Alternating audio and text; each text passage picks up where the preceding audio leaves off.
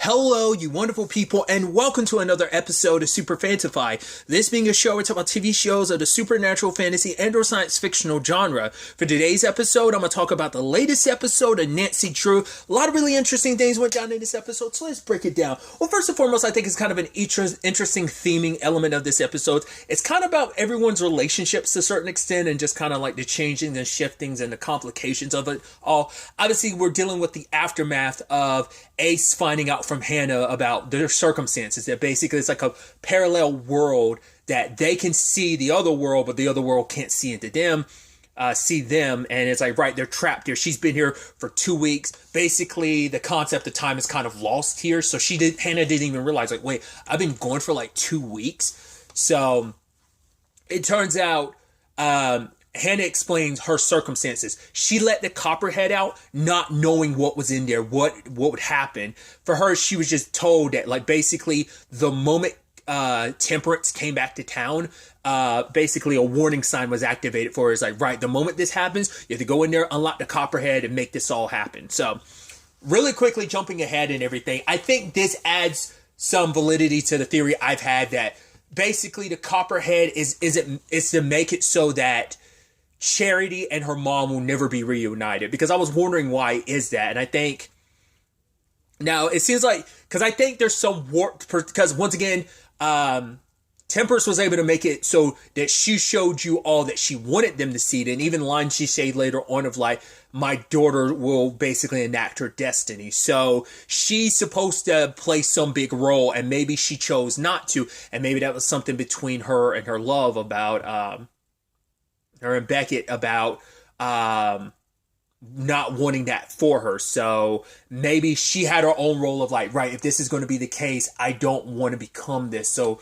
he would rather like make it so their souls can be together and not be a part of what her mom has planned. So, because I was wondering if like it was like some evil concoction or plan by her daughter, like that it's like, oh, a mother-daughter plan. But it seems like, at least for now, it seems like Charity wants nothing to do with what her mom has planned, or at very least, it's like they talk about like it's a destiny thing, like she will be a big part of something and she doesn't want to be, or, you know, so I think that's what this is all about. So I think the point was that the copperhead is meant to collect all the 4 pieces of her soul, destroy them so that what she wants can never happen. Because she doesn't want to reunite with her daughter for the most altruistic reasons. Yes, there's that. Like, yes, I love my daughter. Yes, they have their complicated relationship. But I think there is an extra layer of, there is something more there that we learned a little bit more later on. But we'll kind of get to that when we get to it. And that's the thing for Hannah. She had no idea what was going to happen. She just blindly followed because this is what she's known. She believes, like, oh, they would never lead me astray. Never knew that things would end up the way they did. But her and Ace need to get out of this now, because they've got until, like, was it like 9 at night, the moment the full moon rises? Because if they don't, everything in this place gets destroyed. So Ace is trying to reach out to Nancy, who's dealing with a lot. 1, didn't get a call from Ace. 2, walked in on Jean, which it's like, oh, she's like, oh, did you guys have a meeting or something? She's like, oh, you slept here last night. She's like, oh, I thought your dad would have told you. Not about what we did last night, but just that I was here. Oh, boy. And it's like awkward. And, you know, Carson comes out. He's like, hey, oh, you're here. I thought you were staying. Oh, he's like, yeah. I said, maybe. And he's like, oh, this is weird. This is awkward. I did like really quickly. I do love that Jean's like, oh, you should have told Nancy the truth. He's like, yeah, but the last time I did any dating out after her mom passed, it didn't work out well. I was like, right. She ended up being part of a murder plot and everything. And it's like, oh, like, you know, she was a cop too. So it is this complicated. Well, because also the last person you dated not only ended up being a bad person, they were also tied to law enforcement too. So there was a complication there. And obviously that led to a complication between Nancy and her dad over that. I think Nancy's in that position where she's okay with her dad dating. It's still kind of like a, you know, he's still alive. So, but I think there's still enough of it to be, it's just an awkward thing to be a part of and see happening. But I think she's okay with it. It's a lot, like at least before, because that was like, that kind of came out of nowhere. This did as well. So I think that adds a little, like, to the awkwardness for Nancy at the very least. But It's just, I did like what Carson said, though. At the end of the day, he doesn't want to do anything that would basically hurt them. And I think it was, I forgot what the word she was like, basically like, you evangelize both of us by doing that. You kind of like, you kind of, sell us both short by, not like giving us the opportunity to be like filling everyone and not everyone being on the same page about what's like happening here. So, and he wants to change that. So, but Nancy's caught up in a complicated situation because she does feel the way she does about Ace, but then like she has this moment with Agent Park with the printer and everything, and they're about to she's about to lean in and kiss him. He's like, "Whoa, that'd be inappropriate. I'm gonna go." And she's like, "Right." I nearly fell over, and I'm like, "Oh, that's so awkward." That's one of those moments as a teenager you're like, "Just let me die. I want to die right now. I want to fall into a volcano full of lava and just burn me alive. Please, please, please." That's one of those moments you're like, she's not technically a teenager. I think teenager or not, know what, that is the most awkward thing ever. You're just like, "Oh, shoot me dead. Shoot me dead. I want," no, it's just like, oh, that's so painful to look at, dude. But obviously at the same time, you know, you also have like the Nick and, George thing. I even love Addie being like, "Oh, I guess the rumors about you guys like breaking off your engagement. Oh no, we did. But you guys don't love broken up." It's like, "Oh, we didn't break up. We're just not getting married anymore." And it's like, I was like, wow, I'm surprised you two are handling that as well as you are. That's the rub of it all. It's like, there was a lot. It's just a thing of, I think it's that point in a relationship where neither one of us really want to say what's kind of there because we're enjoying what we enjoy and we don't want to rock the boat. We don't want to cause too much trouble. Like, they've had their ebb and flows. Like any relationships, relationships are complicated. They're hard. They take a lot of work, you know? Not saying everything needs to be hard. Some things are easier than others, and especially for both George and Nick, because they're coming into this relationship. They both came into this with their own respective baggage and complications. So we'll kind of dive into that more, but they ended up finding a dead body on the near the youth center property that they were trying to expand out and get stuff fixed. So, and upon I love that Nancy and George talk, and she's like, "Why are you awkward around him?" It's like, "Yeah, I tried to kiss him." And it's like, "What? Don't tell me you tried to kiss him." "Yeah, and I failed, and he pulled away from me saying it was inappropriate." It's not like I even technically work for him. I don't know why it'd be inappropriate. It's like, "Oh, you like it?" It's like, "Yeah." And then she's like, "Then Ace was supposed to stop by." It's like, "Wait, you like Ace?" And she's like, "Stop." And it's like, "No."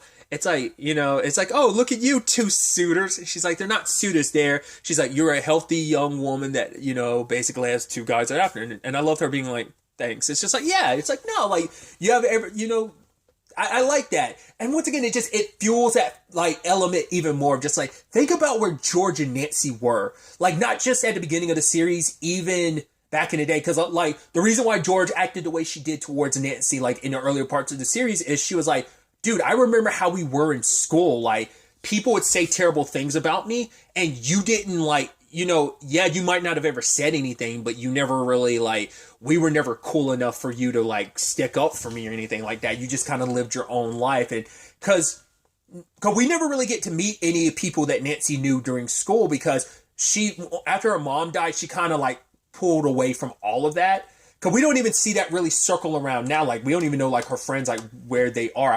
I don't remember that's ever really come up. But, like, she's latched onto this group because this group has become her, like, main circle, It's like, she's found her way forward with them after everything. And just her and George clicking the way they do. I love it. I think it's like, yeah, you're besties. I love that, And I think Nancy appreciates having, like, George in her corner when that comes to this kind of stuff. But, yeah, upon investigation, like Connor does the autopsy, which he was like, "Yeah, it was something weird, so I figure might as well loop Nancy." And Nancy's like, "Thanks, buddy." But it's like, yeah, there's no clear cause of death. It doesn't seem like we as the audience saw him die at the beginning because something killed him. But at the same time, Ryan's meeting up with this dude, Tyler, who's pretty rich mogul dude, who he hears about what Ryan's doing to basically clean up his image, in particular the Hudson name. And it's like, you're working with this nonprofit, you got money from New York to fund this nonprofit and stuff like that. youth center and stuff like that, and he wants to be a part of that. But it comes with its own complications because it's like, because even Ryan's like, oh, you're just using this to clear your name. He's like, yes, sure, but I could also give you a position too, and Ryan could be on his steps to return to kind of like that 1% high society type of situation. Well, Addie knows who Tyler is because the company he works for basically has gotten in trouble because he was saying like, oh, there's false accusations against my company not being like safety or something like that. Basically, his company like ships out like microchips and stuff like that. It goes into a lot of stuff, but the process in which he does it and all that is poisoning waters and stuff like that, which even Ryan brings up the point of like, well, yeah, a lot of stuff like we have don't really come from the best of places. So if a 1%er like him wants to give us money and we can allocate it to good places, then shouldn't that matter? That's always like the lesser of two evils. But as Eddie brings out, there's always going to be the problem is that money comes with strings. And even Nick was looking through it. It's like, yeah, looking through this fine print, he wants us build a pool. Like, what's that about? And it's like, all right, like, we're not going to build a pool because Addie was like, this is a specific, like, native tribes land. And, like, it would kind of be impeding upon that. So Ryan talks to him about it. And he was like, yeah, that pool's it's a non secular, like it's either that if we get the pool or no. But Ryan figures it's like, no, this is about more than that. Like, I know about what you're doing. So basically he thought Tyler came here to dig up the same material he was getting in trouble digging up for in other places. But it's like, no, there's a rare ore that's here that could work even better for microchips and stuff and like transform them and make them even better. And the only way he could get to it is this place. He says like there's satellites and stuff like that. He's like, yeah, I didn't hire anyone to.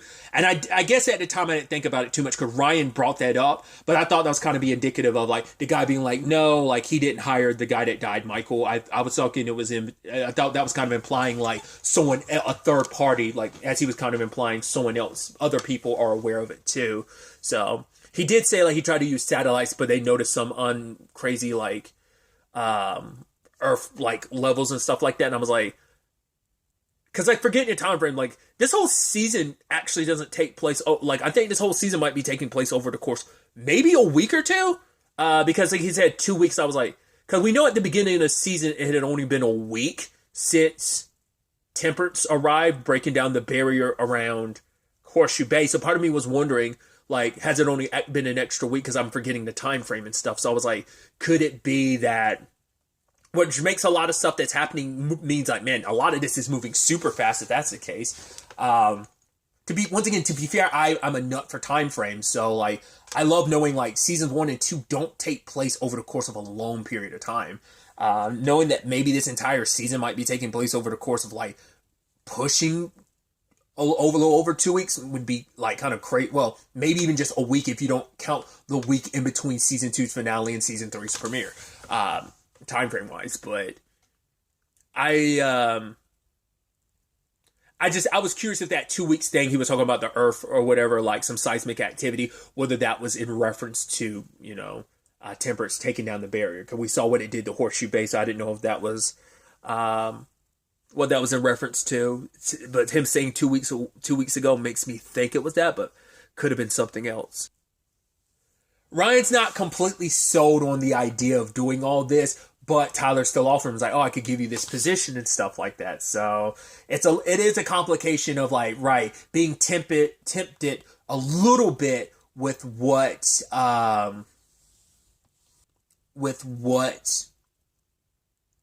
you had before. But he did contact Nancy, but he did leave out some of the details at the time. He was basically telling Nancy like, oh, maybe talk to Tyler. He's interested in the building, but in the youth center and stuff like that, but this dead body might scare him away, so we need to find out what he knows, type of thing. Especially because it's like, right, he, like, this guy Michael could have been hired by Tyler to come digging and stuff like that. Once again, well, Ryan did sign some NDA, so he couldn't say so much legally, but still, like, he probably could have found ways around it anyway. Poor Ace, though. Ace was trying to reach out to Nancy because it's like, right, if we could get anyone to listen to us, it's going to be Nancy. She's going to be a little more keen to this. And so he tries with the radio and it catches her attention, but then like, it's the irony is, who was it that turns it off? Agent Park, because he doesn't think much of it. He's like, oh, like that's weird. Someone must have left the radio on and all the static. It's like, Nancy was kind of like, what's that? But she was so caught up in everything else. Cause she was just kind of so like, about Ace that never once did it cross her mind to go, has anyone seen Ace? Like, she tried to, it's like, yeah, why did you like bail on me last night? Like, she texted him that at the party, but it's just so much is happening. And like at the date, because even Bess tried to contact him, but that's the thing of like, it wasn't that he literally disappeared the night before, so it's like no one would have really like, it's like, oh, a couple hours we haven't gotten in contact with Ace. I guess it's like it's not that weird, so no one jumped to any conclusions. But it's still the thing of like, and that's kind of sad, like, yeah, because even Nancy later on was like, I wish I'd like noticed. He's like, no, this wasn't a situation you could have instinctually known, like, oh, I was basically in a parallel like world, like you couldn't have known that.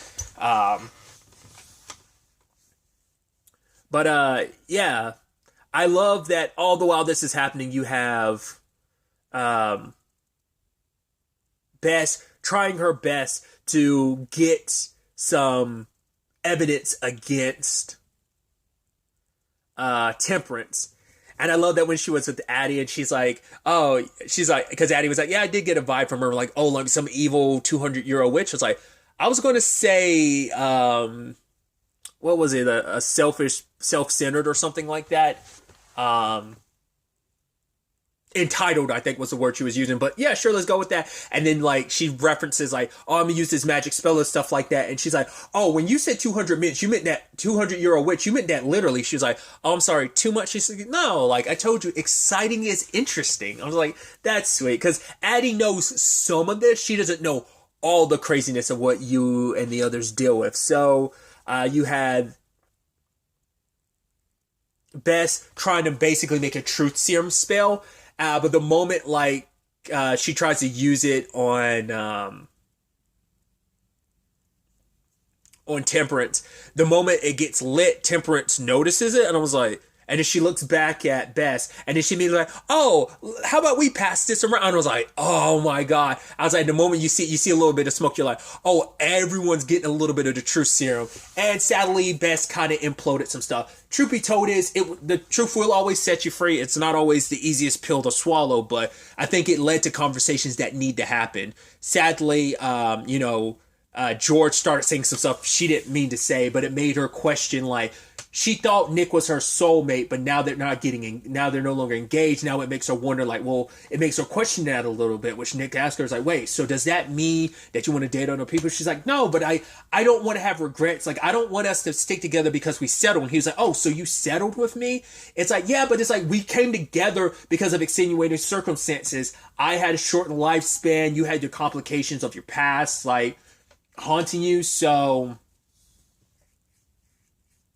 because she's like, at the end of the day, he was like, I don't pity you. She's like, oh, is it because it's like, oh, like, the fact is like, oh, because I am me and I'm my mom and stuff like that. Because he was like, basically it was like, you're pushing away the one person. I'm like the one guy that treats you nicely. And she's like, oh, why? Because with my mom issues and me with my complicated relationship in the past, like you thought. It's like, he's like, no, I didn't pity you. She's like, no, but you tried to save me. And he was like, yes. And he's like, yes, you would rather save everyone else, try to fix everyone else's problems rather than dealing with your own stuff. You're running away.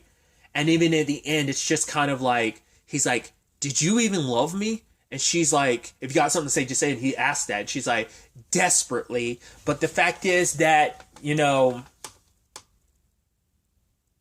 I forgot what her exact wording is, but it was one of those, oh, I wish you, and she kind of regrets it later on, because you can tell, like, she wished she didn't say it, because it was the final nail in that, like, coffin of that moment of just being like, I don't want you using, like, us as an excuse to kind of continue to run away from everything that you're dealing with, not dealing with things properly,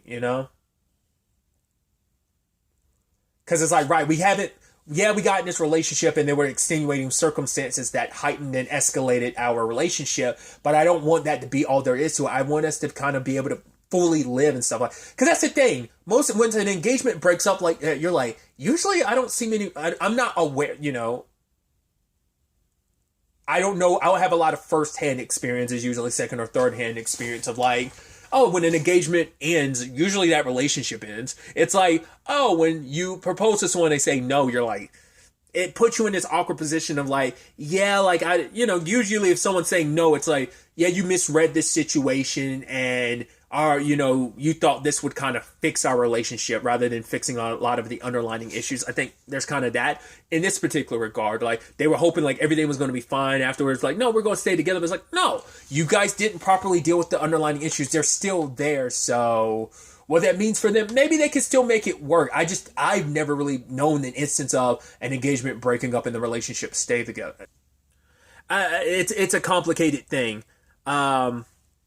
Obviously, Bess got outmaneuvered by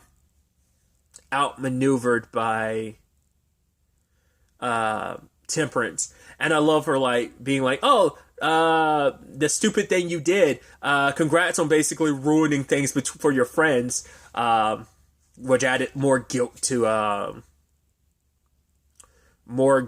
Bess about the whole situation. And she had to go around warning everyone about the truth serum because Ryan kind of went on, because Nancy was kind of jumping on Ryan because of like, right, oh, you're using this to benefit yourself. And he was like, you act like you know it all, Nancy. You know who else knew it all? My mom, Cecile, and you saw what happened to her. And he's like, I'm sorry, I didn't mean to even say that to you. She's like, no, it's fine. It's like, that's the thing of like, yeah, it might be the truth, but that doesn't mean we're caught up in because the thing is, when we have a filter, being brutally honest isn't it's like you should be honest, but even then, like, being brutally honest, it's like there's a tactful way to handle things. Like, I'm sure in his, like, Ryan, if he had a filter in that moment, wasn't on truth serum, he would have been like, Nancy, don't assume you know everything, because people who think they know everything, that's when they get blindsided. Even someone who thinks they know everything still doesn't know everything, and you will get caught off guard by it, right? So that's probably a nicer way he would have put it, not using Cecile's death and kind of throwing it in Nancy's face and making a comparison there. But still. There's also the Nancy and Agent Park thing.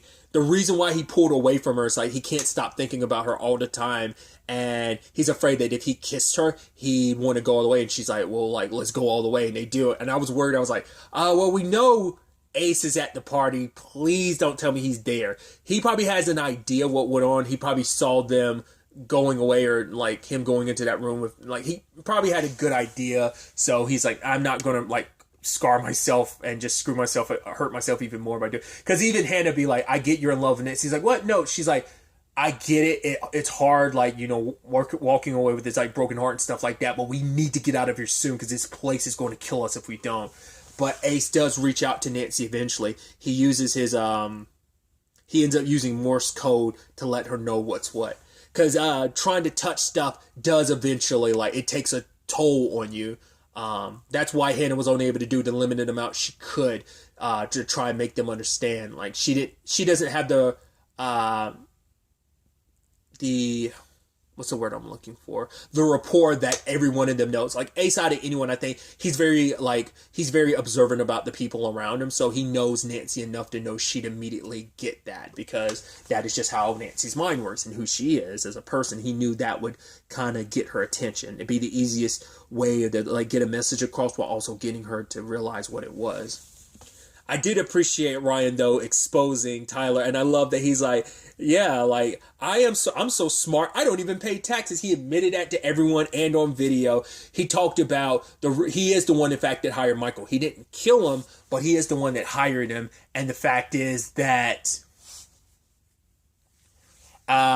he planned on, like, oh, if you're not gonna, like, let me invest in the youth center, I'm basically, like, paying someone off to basically give it to the government, and then I'll basically lease it off them for even cheaper, so I'm going to win in the end. The whole point is I'm going to get up that it's a specific artifact that's there, but, Addie's like, no, it belongs to a very specific tribe. You human garbage.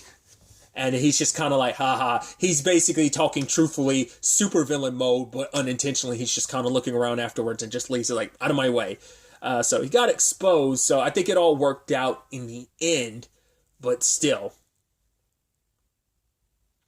Sadly, when the time came, they had no choice but to, because obviously Bess can't bring her concerns to Nancy because there's no actual proof. But I think in the end, Bess is backing down because she's probably hearing the truth about, well, it's like, right, I had no choice but to get Nancy to help me. Like, this is all about the Copperhead and everything. This is about my daughter and me being reunited with her. So I think Bess is kind of like, right. I don't know if her saying, like, right, it kind of wasn't worth it in the end. It didn't all work out.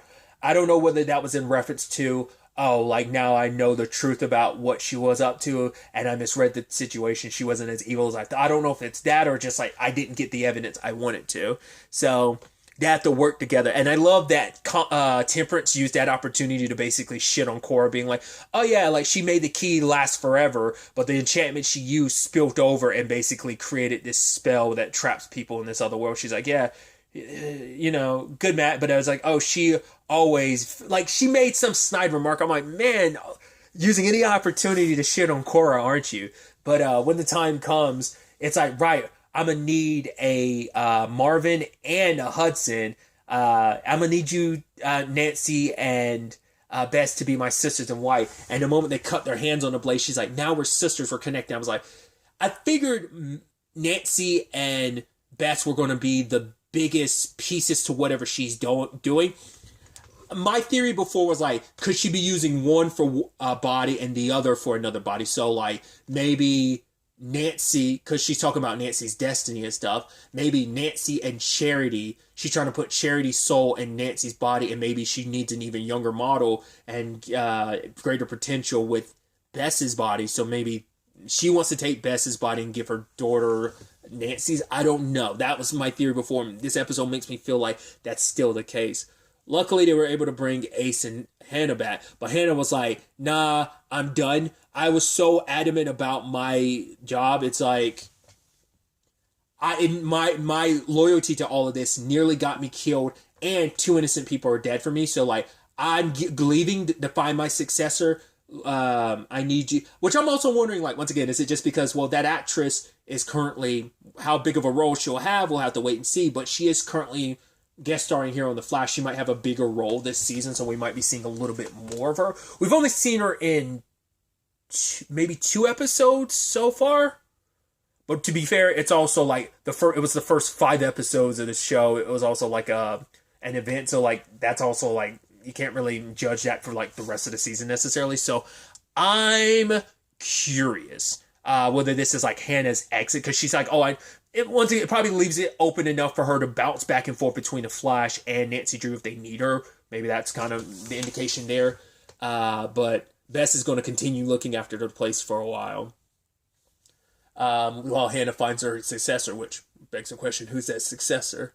But despite everything, Ace is like, oh no, I didn't see anything else between you and Agent Parker. It's just like, nah, me at the police station and at the party, that was about it, Nancy. So I wasn't following you around. I do appreciate, though, when he returned, Ryan came over and hugged him and everything. I was like, oh, that's super sweet. It's like, yeah, because he got his bro back. Because, like, Ryan and Ace are probably, like, amongst anyone, Ace is probably the person that Ryan's tied to, like, pretty tight-knit with. I mean, well, he was able to get, Ace was the one he went to get, like, do all the chores and stuff like that. So I just thought that was kind of neat.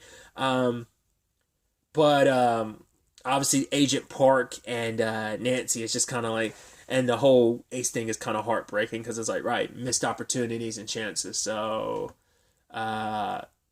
she made her choice, and for him, it's like, he's not going to say anything or do anything of like, because she's probably going to ask like, oh, what did you want to meet me about? And I'm surprised that didn't come up, because she probably had an idea of what it was about, but now it's like, right, she already made her choice, so there's no going back. So maybe that's why she didn't ask, or maybe next episode she'll ask. I was like, oh yeah, like I never actually found out. Wait, he's like probably like, no, it was nothing. I was going to talk to you about the lock and stuff like that. That was it. But at the end, Nick, playing basketball, trying to distract himself from everything that's going on, he goes and sees Temperance, and she lays out her plan. I'm like, why are you telling him? I was like, you're either telling him because you're about to kill him, or I was like, you're going to put some enchantment on him to get him like to serve you or forget all this. It's like, oh no, you're telling him all this because you need this space. It's like there was a special seal here, and once you remove that seal covers up essentially a spot between life and death, essentially, like a spot to the darkness in the afterlife. And she wants to basically use this as an opportunity. Once I get my daughter so bad, she'll fulfill her destiny and will destroy this town. And it's like all of this is why the women of white like turned on her like all those years ago. And he's like, what makes you think I won't stop you? It's like, oh yeah, basically, I've basically put a spell on all those children. They'll all die if you try to stop me or tell anyone what I'm up to. 3 days and they'll all be done. And she lets go of like that bug that's kind of like a butterfly or something. I'm like, I thought you were just going to control Nick or wipe his mind or something. Nah, threatening children? That's some next level stuff, dude. Holy crap. So Nick's going to have to keep that secret because he literally can't tell anyone without putting their lives in danger. All of their lives are in his hands and they're his responsibility, you know? So it's definitely going to be interesting to see where the next episode takes us with all this. With the nature of things being what they are, I'm like, I am curious like whether or not this actually is... I won't go into it. I'm just interested to see what the next episode is. Just kind of ignore that last part. I'm so that it doesn't matter. I'm excited to see where things go from here. Boy, oh boy, are things complicated. But really, that's all I want to talk about. Till the next time we meet, be happy, be safe, live life to the fullest, and enjoy it. Good day and goodbye.